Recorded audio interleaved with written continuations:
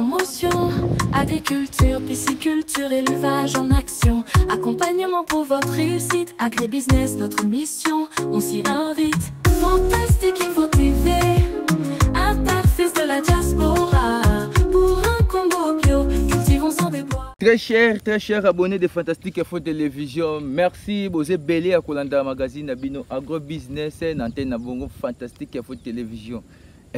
C'est moi, votre ami de serviteur, votre de best candidat Sarabino, découverte na magazine Moko Agrobusiness, toujours dans la commune de Massina, na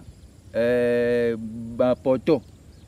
Avant Poto, tu commis sous na mboka msusu place tokuti ndeko na sima yanga bomo na zamba eza na ba fleur moko eza wana balobi basalaka bitoko donc ezali ngambu na ngambu rivière ezali vraiment toza na zamba toza vraiment na zamba place yo bomo ngeno pour malebo ekenda na kosuka place toza ndeko expliquer biso ba matiti oyo basalaka ngo batoko ndenge nini.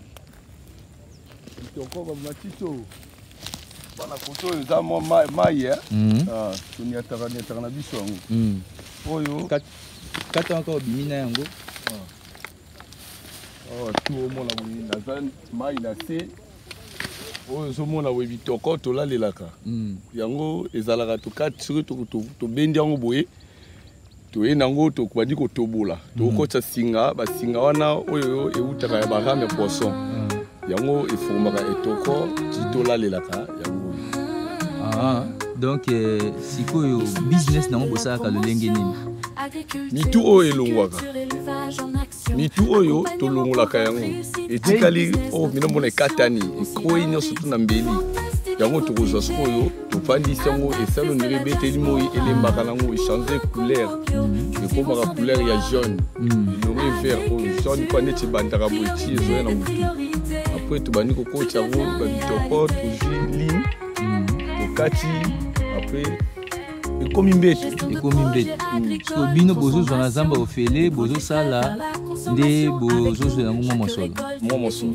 Ok, siko vente nango ezalaka combien botere etoko moko na combien? Etoko moko ezalaka 3000 mais siko ekoma 4000 francs. Siko yo avantage nini ozozwa par rapport à etoko ozosala? nazwaka na ngango na zamba ofele basinga mpe na lokoti na ngai ya ofele na ba alimentation naza na mbeli bambeli na biso mpona etikali na chantier tokotisaka yango eza lokola motonga ezobendaka ezokendaka okotisi moko bendi okotisi moko mwa 1 mètre ekoki na mbetu.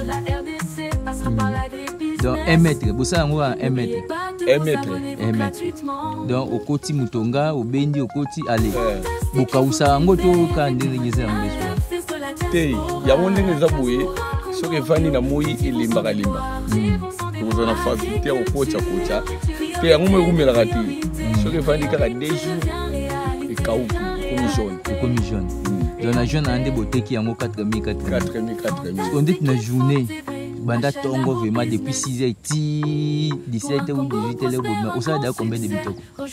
salamata ba 5 ba 6 soki makozala makasi penza donc soki oza makasi ndio osala 5 6 ya kokata biloko oyo mpe ya kotonga rapide wana 5 6 mais soki vraiment obike non naza plus makasi bokoma ba 10 ba 11 ba 20 te na bosani te bamisusu batindaka biso bakomani. Ok, te naza na pose ya 20 na pose ya 30 mpo batongelaka ngo mpe bandako na biso boye otyatia yango bapembeni kapo elandi etoko yango wana oyo ndeti moninga tomboli wana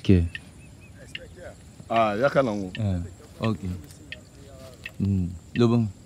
yango wana esalaka mpona ebikisa mwa biso koto mpo bambetu koto omina pasi sikoyo nde osala yango wana na journée otekaka combien de pièces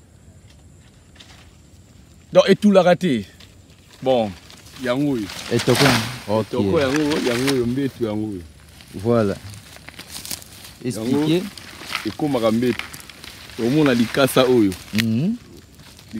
na kati ya zamba tokataka yango oyo fele ekomi ti tokomisa yango boye ndenge totonga omoni yango ekomaka boye Oh, mbetu munene non somona ombu. Siko bokat namoni ba oyo ya mbeto eza mwa milai ke oyo buki est-ce que banjitango pe koma kabuluka milai kaka oyo. Ele kaka oyo. Eza boye déjà ba buki oyo ezobota siko yende ya sika. Donc déjà ba buki bata bitoko. Donc c'est que na business ya bitoko eza nango gratuit. Bozo na zamba. Bon. Comme ça mutu so ebi osalela ye osali so eza commande. Ndeko osa ba 20 ba 30. Est-ce que ndenge oteka kana kenda pe rapide ba somba yango erumela kati. Eumela kati. Ndenge za boso reste kana bandi na banda awa penda tina bima na ngofuna ife ezala livraison. Donc il faut nini mutu déjà somba. Bon message nyozo pesa na balanjo bazolanda auto ba yaya oyo ba vanda ba wanda ba parler alingi no robosete. Donc na cadre ya kalanga mukala tekini na cadre ya business na secteur agriculture yoza ma Congomani et Congomani message no eza nini par rapport ba yaya wana parce que ba ngi mbeli ko botola ko message no eza nini ba parents na bango bazopesa ba mutu makasi. OK. Pour na baza mibale ba botaka biso papa déjà la sakabiso ko buka mutu te ke pono botola e ko tuba e lokote ko yibelo ka mutu te.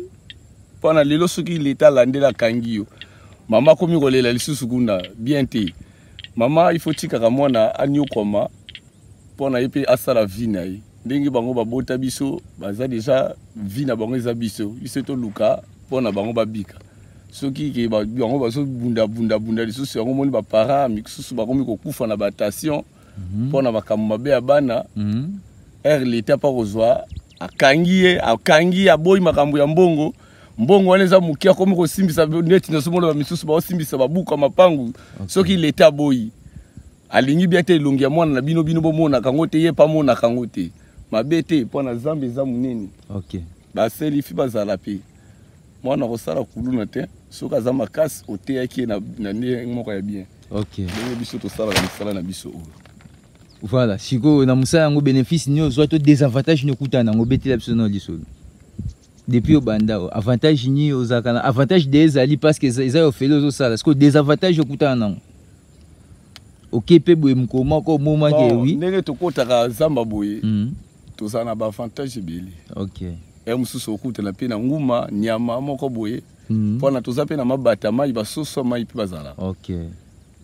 Tobomaka bango facile pe mbisi eza facile na kati. Dokutana mukomsu pe kando kota zamba boye nyoka ya munene pe ozanga pe 50,000 te ba nyoka penje ya bien donc eloko ambiska de lie dans sumbon ambiska de zarate ne lo njamba salié pas zo banga yo. OK. Yo ko zo banga yi. OK.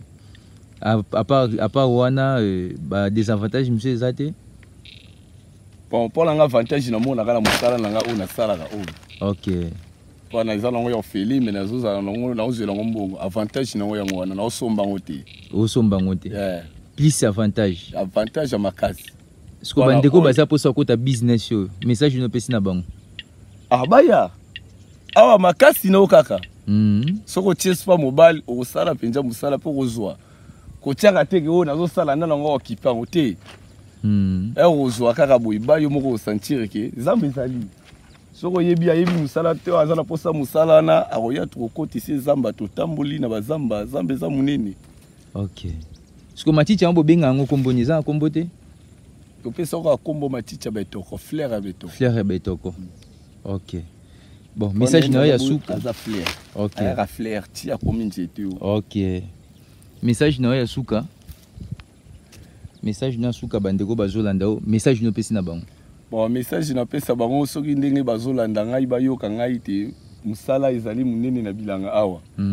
Pe bilanga pe mususu soka za makasi akati ya zui ofeli. OK. Mais soki l'état landeli mabele na yeko tchate tite pona osomba ki yango te. OK. Futa mando na yo pona otika na place na libela l'état ayeba te mabele o ya tekela ki yo yango. Merci ndeko. Voilà, très chers abonnés de Fantastique Info Télévision.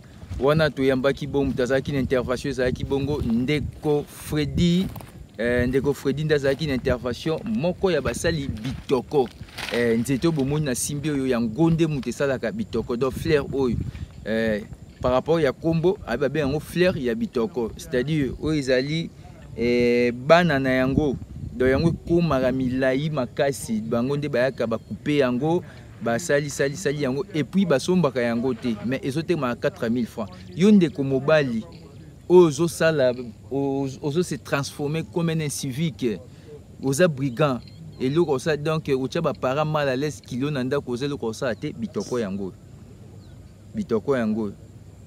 business nde makambo donc business nde makambo boya na monde oyo ndeko Fredi abengi bino alobi ya ofele basinga ofele soki osali 4000 francs na yo oza na 10 pièces donc eza bongo pas trop de commentaires toyesaka bino tobandaka pe tosukaka merci à toi mon coordonnateur Lucien Bokite notre docteur na boaka yo parce que Yonde Ozali meilleur. Merci à Montréal, Maurice Akonda, ou Simbaki caméra pour nous bimisanga, nakutana bandeko pour nous solana bango par rapport à la découverte pour le développement ya mboka na biso par rapport à monde ya business tout ça pour sa génération Z base sous négligé donc tout ça pour sa jeunesse vraiment et soit place nango pe et ça vraiment garanti. Donc tolobaka pe to beleli o yaza mato ya koyoka ayoki o azupe mokana kosela aseli bande ko interpeller bino mboka yango eza monene makamba kosala ezebele par rapport ba découverte awawa to ko banda kosela bino ana ba poto to ba makambu nini esala maka to ba activité ni na secteur oyo esala maka voilà to monani bala ya sima merci.